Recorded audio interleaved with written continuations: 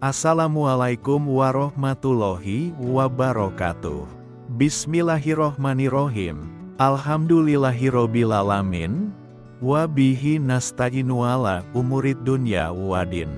Allahumma sholli ala sayyidina Muhammad wa ala alihi wa ashabihi ajmain. Ya Allah, kami memohon ilmu yang bermanfaat, rezeki yang halal dan luas, serta amal yang diterima di sisimu. Sahabat, semoga pertemuan kita dalam episode ini penuh berkah dan membawa manfaat bagi kehidupan kita semua. Amin ya robbal alamin. Sahabat cerita dan makna hidup, senang sekali bisa kembali menyapa sahabat dalam episode ke-49 ini. Seperti biasa, kami mengajak sahabat semua untuk mengeksplorasi video-video sebelumnya yang telah membahas banyak hal seputar kehidupan, hikmah, serta makna di balik berbagai peristiwa. Jangan lupa untuk menyimak dan berbagi kebaikan dari setiap tayangan yang ada di channel ini. Episode 49, Mengenang Ramadan. Antara tradisi dan tren, apakah kita masih menjaga esensinya? Ramadan selalu menjadi bulan yang spesial. Ia bukan sekadar bulan ibadah, tetapi juga momentum perubahan, baik dalam spiritualitas, sosial, hingga sektor ekonomi.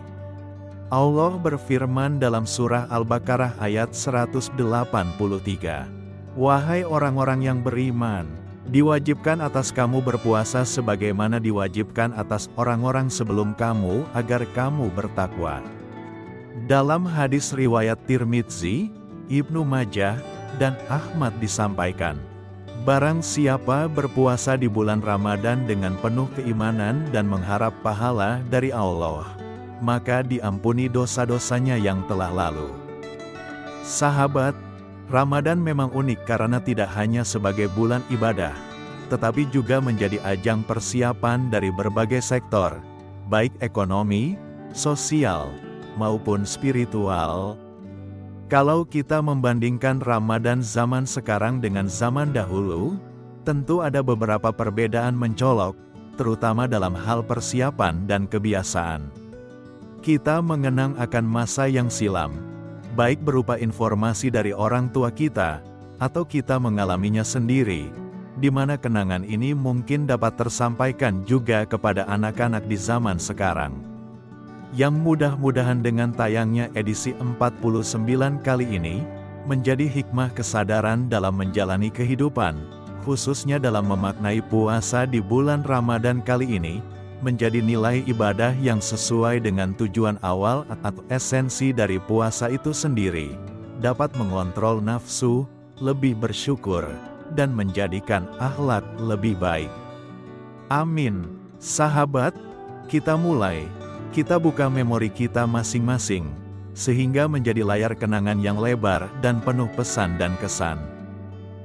Dahulu, Ramadan dijalani dengan lebih sederhana. Masyarakat lebih fokus pada kebutuhan pokok dan tidak terlalu terpaku pada urusan materi. Pasar memang ramai menjelang Idul Fitri, tetapi tidak ada budaya promosi besar-besaran seperti sekarang. Sekarang, Ramadan menjadi ajang bisnis yang sangat besar. Jauh sebelum Ramadan tiba, berbagai produk sudah mulai dipasarkan dengan sistem pre-order. Diskon besar-besaran, hamper Ramadan, hingga festival belanja online mendominasi. Ada kebaikan di dalamnya. Namun apakah semua ini justru mengaburkan makna Ramadan? Allah berfirman dalam Al-Quran, Surah At-Takatsur, ayat 1-2, sesungguhnya bermegah-megahan telah melalaikan kamu, sampai kamu masuk ke dalam kubur. Ayat dalam surah At-Takatsur, ayat 1-2 berbicara tentang kesibukan manusia dalam bermegah-megahan yang membuat mereka lalai dari tujuan hidup yang sebenarnya, hingga akhirnya mereka sadar ketika sudah masuk ke dalam kubur. Sahabat, di zaman dulu, Ramadan lebih dihayati sebagai bulan ibadah dan introspeksi diri. Orang-orang lebih fokus pada amalan seperti salat tarawih, membaca Al-Quran, dan memperbanyak sedekah. Ada kesederhanaan dalam menyambut bulan suci, tanpa terlalu berlebihan dalam urusan duniawi. Zaman dulu ada tradisi membagikan nasi dan lauk pauk dengan memakai rantang ke beberapa tetangga terdekat. Sahabat, perubahan zaman dalam konsumsi dan gaya hidup dahulu, berbuka puasa dengan menu sederhana adalah hal yang biasa. Cukup dengan kurma, air, dan hidangan rumahan. Kini, berbuka puasa seringkali menjadi ajang konsumsi besar-besaran. Tren berburu takjil kekinian, mukbang berbuka puasa, hingga restoran yang penuh sesak menjadi fenomena umum. Di zaman sekarang, banyak orang terlalu sibuk dengan persiapan material seperti bermegah-megahan dalam belanja. Menjelang Ramadan, banyak orang yang lebih fokus membeli pakaian baru, makanan mewah, dan pernak-pernik lebaran dibandingkan memperdalam ibadah. Budaya konsumtif meningkat. Ramadan malah menjadi ajang bisnis besar-besaran, dengan promo makanan, pakaian, hingga barang-barang mewah. Media sosial dan eksistensi diri. Banyak orang lebih sibuk menunjukkan aktivitas Ramadannya di media sosial daripada benar-benar menghayatinya. Ayat ini menjadi peringatan keras agar kita tidak lalai dengan kemewahan dunia yang sifatnya sementara, hingga akhirnya baru sadar setelah ajal menjemput. Sahabat, sebagai pengingat untuk mengembalikan kesadaran bersama, agar kembali ke esensi Ramadan.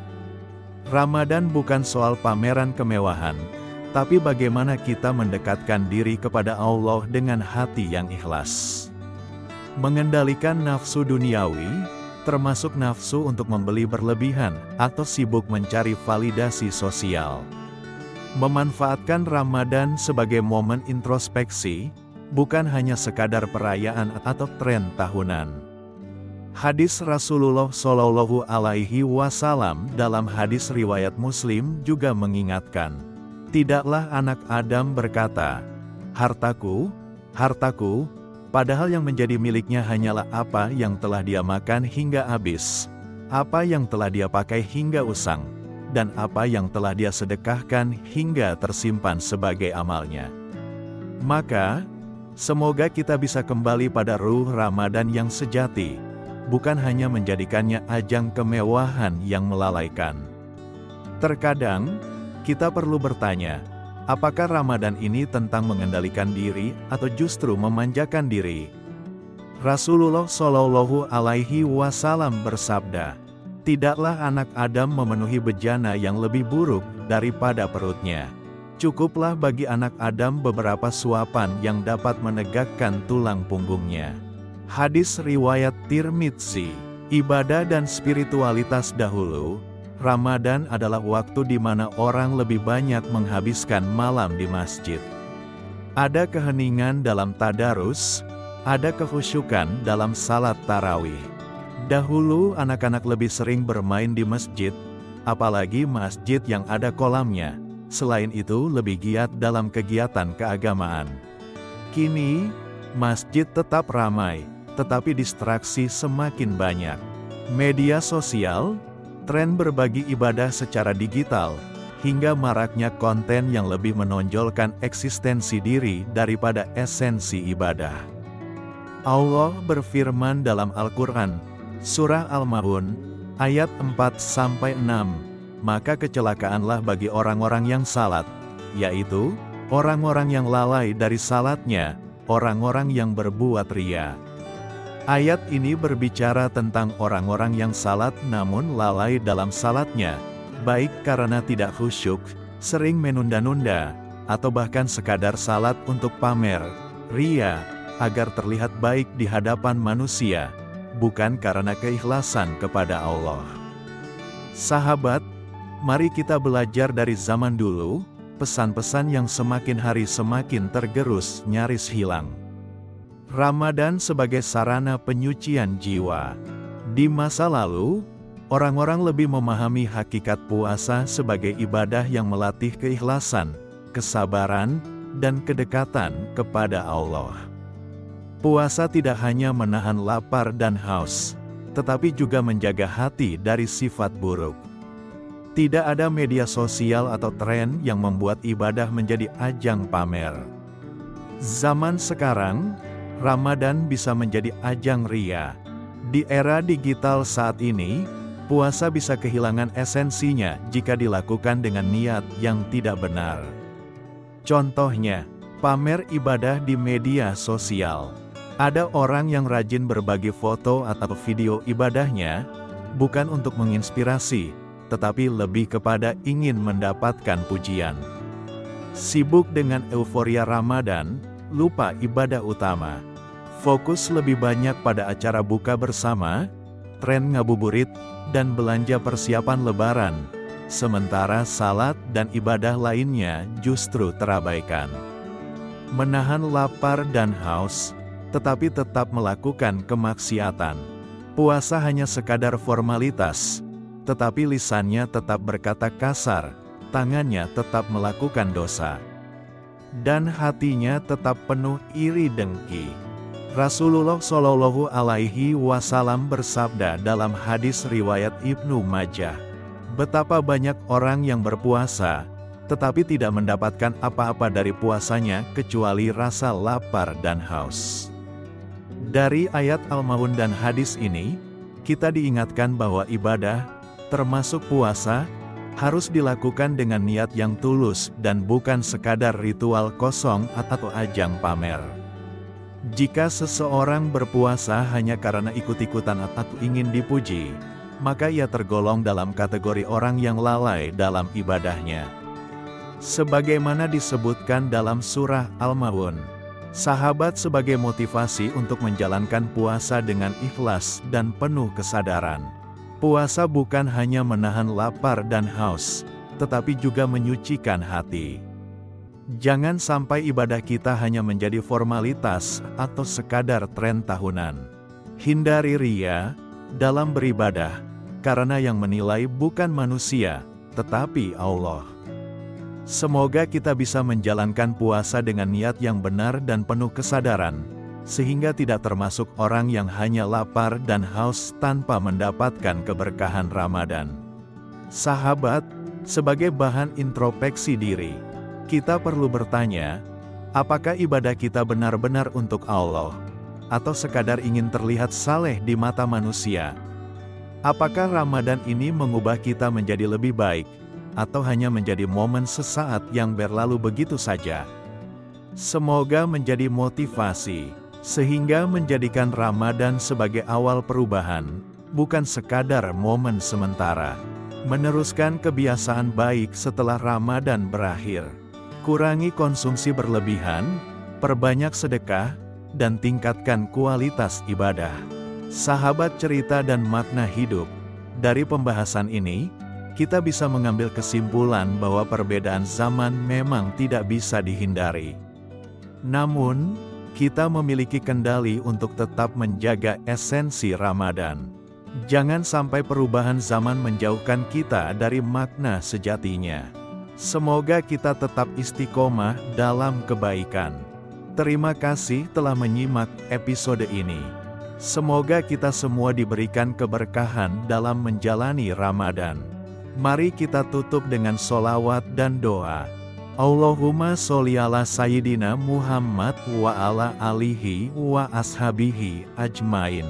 Ya Allah, jadikanlah sebaik-baik umur kami adalah yang terakhir, sebaik-baik amal kami adalah penutupnya, dan sebaik-baik hari kami adalah ketika kami bertemu denganmu. Amin. Terus dukung channel Cerita dan Makna Hidup dengan like, komentar, dan bagikan ke sahabat lainnya. Jangan lupa subscribe agar tidak ketinggalan episode berikutnya. Wassalamualaikum warahmatullahi wabarakatuh.